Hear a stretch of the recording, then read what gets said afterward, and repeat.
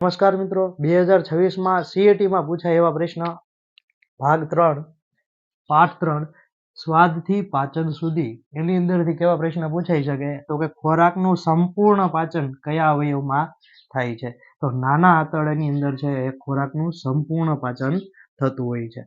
ખોરાકના પાચનની શરૂઆત કયા અવયવમાં થાય છે? તો મોં અથવા તો મુખ આપેલું હોય, બરોબર. જ્યારે તમે મોઢામાં ખોરાક મૂકો છો ત્યારથી જ તમારા ખોરાકના પાચનની શરૂઆત શરૂ થઈ જાય છે. પાચન તંત્રનો કયો અવયવ ખોરાકને વલોવવાનું કાર્ય કરે છે? તો કે જઠર. જઠરની અંદર છે વલોણાની જેમ ખોરાક વલોવાય છે. કયા અંગમાં ન પચેલા ખોરાકમાંથી પાણીનું શોષણ થાય છે? તો મોટા આંતરડાના અંદર છે એ આ ક્રિયા થતી હોય છે.